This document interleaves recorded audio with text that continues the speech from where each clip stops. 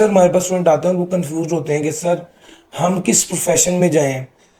Tax को आप deal कर रहे हैं तो आपसे ये वाली सवाल पूछने बेहतर है कि वो कहते हैं कि यार टैक्स में कुछ तो सर्विसेज ठीक हैं, कुछ सर्विसेज ही ठीक नहीं है, वो हलाल हराम के भी कुछ सवाल हैं।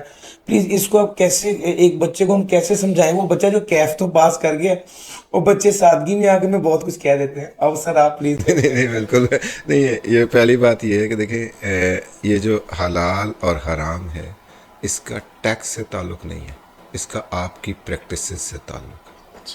वो चाहे अगर मैं ऑडिट गलत कर रहा हूँ और उसकी फ़ीस ले रहा हूँ तो वो ठीक है, और अगर मैं टैक्स में गलत काम कर रहा हूँ तो वो गलत है, लेकिन ऑडिट का गलत नहीं है। ये कंसल्टिंग में मैंने, यानी ये तो कॉन्सेप्ट है ना, अपने आपने कोई भी लाइफ में काम किया है और अगर आपने लेट्स से एक एक्स रिम्यूनरेशन लिया एक सर्विस देने का और उसके बदले में वो नहीं दी, तो वो गलत हो गई, सारी चीज़ गलत हो गई। ठीक है, अब आप उसको किसी भी चीज़ से जोड़ दें, नंबर वन। नंबर टू, गलत और सही करना तो पर्सन के अपने हाथ में है, कि मैंने चूज़ करना है कि मैंने रिश्वत दे के असेसमेंट करवानी है या मैंने केस को लड़ के असेसमेंट करवानी है, मेरिट के ऊपर करवानी है, मैंने किसी का काम गलत तरीके से करना है या सही करना है, ये तो मेरे ऊपर है।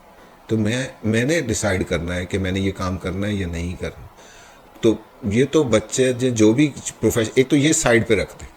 मैं पहली बात ये कहता हूँ कि ये साइड पे रख दें। मैंने डिसाइड करना है कि मैंने काम ठीक तरीके से करना है और मैंने ईमानदारी से करना है, ये साइड पे हो गया।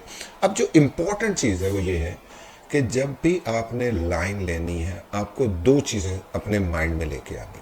पहली बात कि मैंने जब स्टार्ट करना है तो मुझे बेसिक नॉलेज चीज़ों का होना चाहिए।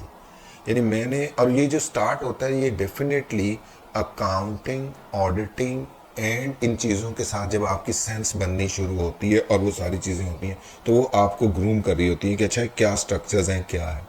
सिमिलरली टैक्स का अपना बैकग्राउंड है, कंसल्टिंग का अपना बैकग्राउंड है। आज हम लोग EY इस नतीजे पे पहुंची है कि चार्ट अकाउंटेंट होना काफ़ी नहीं है, आपको स्पेशलाइज्ड चार्ट अकाउंटेंट होना ज़रूरी है।